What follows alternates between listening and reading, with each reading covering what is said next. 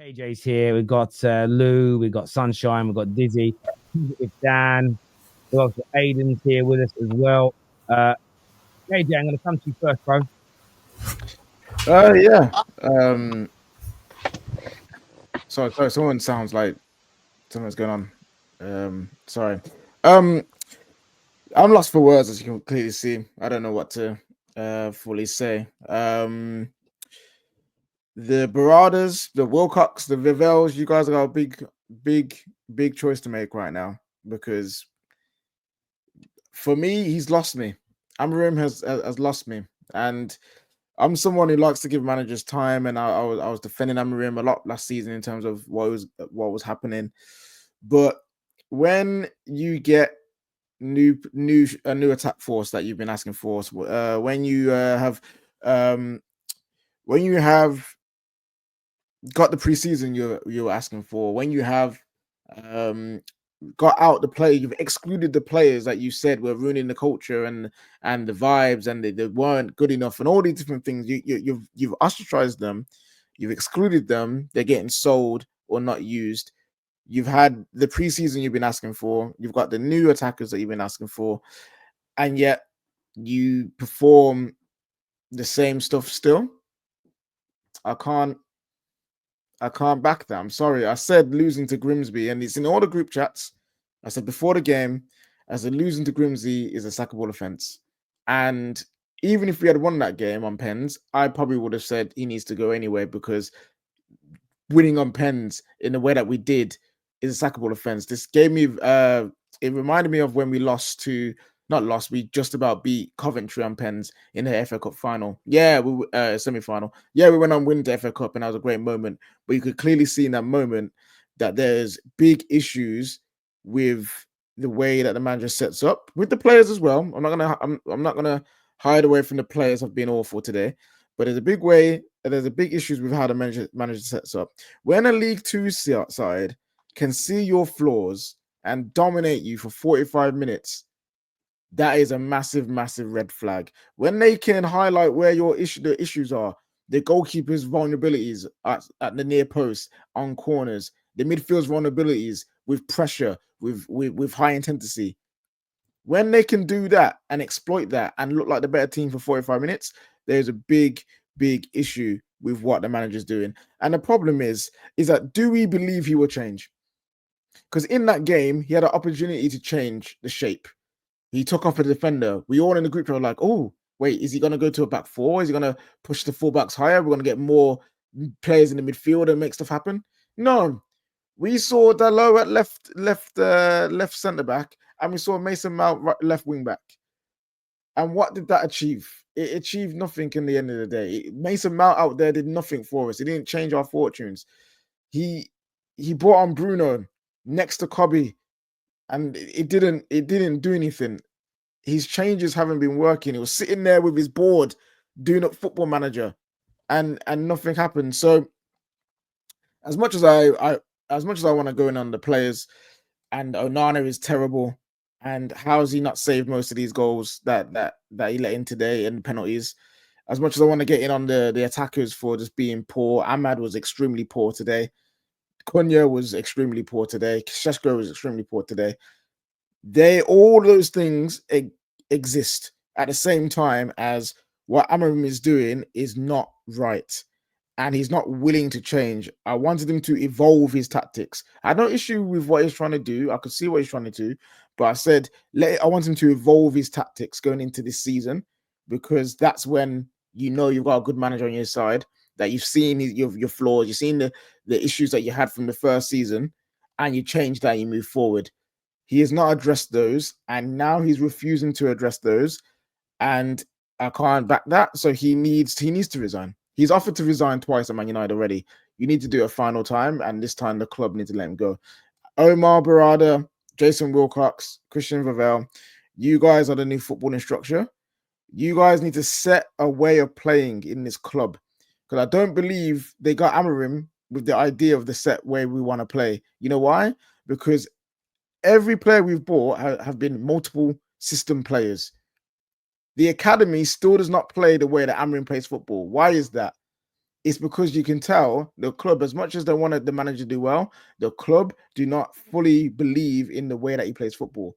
Otherwise, the idea that they've been saying that they want the academy to play the same football as the first team to make the transition easier, they would be playing free at the back. They would be playing football the way that AMORIM plays football, but we don't. The academy don't do that. The players we buy aren't specific for that system because they don't fully believe that this is the way to go forward. The actions speak louder than their words for me personally. So if that is the case, they need to pick how we want to play. And it's not about formations per se, it's how we want to play.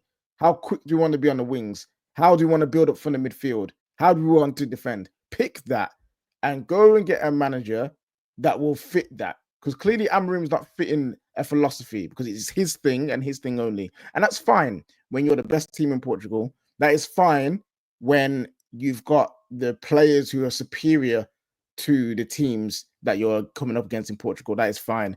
But this is not Portugal. This is England. The Premier League showed you that any team can beat you. And now League Two, the fourth tier of English football, has also shown you that doesn't matter who you are, if your system has holes and flaws, we will exploit that. And if you do not change, and if you do not find solutions for your own flaws, that you'll get exploited and we'll lose. So that's where I'm at. Half these players, again, need to go. Anana, I don't want to see him play ever again. I don't want to see Bayern play ever again. You know, there are players that don't need to play for this club again. And we need to make that decision. But it's a tough one, man. I'm at that point where I'm like, they need to the higher ups need to make the change now. They need to change something in this club because AMORIM won't make the change himself. Yeah. Lou, obviously an embarrassing, horrendous night for Manchester United. We're out. You can. I don't care what you actually speak about tonight. You can review the game. You can rant about the manager. Over to you. To be honest, I'm actually just very much on the same page as you, Terry. I'm done. I'm normally like quite positive, look for the good side of it, you know. See today, I am done. I'm done with the manager. I'm done with the players. I'm done with the club. I'm done with, see, every fan that got any enjoyment out of that club losing tonight that calls himself a United fan, I'm done with them as well. Every single person involved is an embarrassment to themselves and to us as fans. I don't have enough to take up 4 or 5 minutes because I'm just so mad. I can't use the language that I would use. Can I ask you a question? I know I said I wouldn't interrupt, but I'm going to ask you a question on that. You go ahead because I'm just going to talk in circles giving out. Is it for you? Because I want to see if you're thinking the same as me. And I have no idea what you're thinking because we didn't speak about this. Neither do I at the minute. Is it for you, like, you don't care? I'm trying to see if you think the same as I do. Because, yes, it could be this manager's system. It could be this crop of players. But is it a case of, I feel like we've been here so many times before. I know we beat Coventry on penalties in the end, but we had the semi-final against them. This isn't sort of the first time this has happened. And it feels far too regular for a club that has spent £2.5 billion on players in a decade. How many times have we been nearly? Like, how did Eric Ten Hag keep his job? He won, it was one match. One match was the difference in him keeping his job.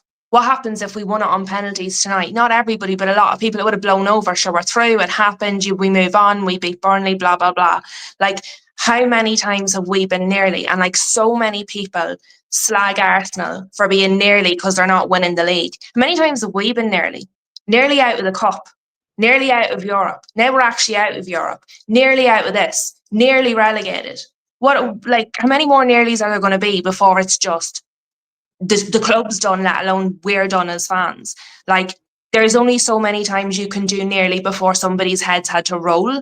We've already had managers' heads roll. We've now had players' heads roll. Like, we've had boards' heads roll. Like, what actually has to happen? I saw someone in the comments early at the start of the show, and they were like, this club needs an exorcism. And I was like, see, at this point, give it a go, because nothing else is bloody working. Get the slipper out. I don't care what burn it to the ground. As you say, metaphorically, nobody start lighting matches. But I mean, what more do we have to do? We've changed managers. We've changed style, this style, that style, counter-attack and no style, adapt the style. this formation, that formation, get rid of the bad players, get younger players, get experienced players, get older players. What more can we possibly do? So see, as far as I'm concerned, I just do not see a way back. And if there is a way back, I have no idea what it is. And I don't think they know what it is. So if they don't have a clue what they're doing, we don't have a clue what they're doing. The players look like they've never seen a football before in their life, let alone seen each other and played football together. What the hell is going to change? It's just going to get worse. And it's actually getting worse faster. Not only is it not getting better, it's getting worse, and it's getting worse faster. So, well, you know what? This is one thing we spoke about many, many times on the terrace. And David, if you come on here laughing, honestly, I know you're a big geese. No, not you, David. Not a different Dave. This David, I'm gonna knock you out. You prick. I'll smash. You're a mate of mine, so I can say this to you. I'm gonna smash you up, bruv. You might be bigger than me, but you know. No, I'm messing. But Lou, listen, I hear you, and this is the thing why I'm saying I don't care. And you've hit the nail on the head, because every time we've sacked a manager and just blindly believe that just bringing the next guy in fixes us. I'm not saying a new manager can't fix us. I've lost faith that we're going to get it right. But fans pushing this, just bring me this guy and watch us get better. Maybe for a little bit, maybe it's slow you grow.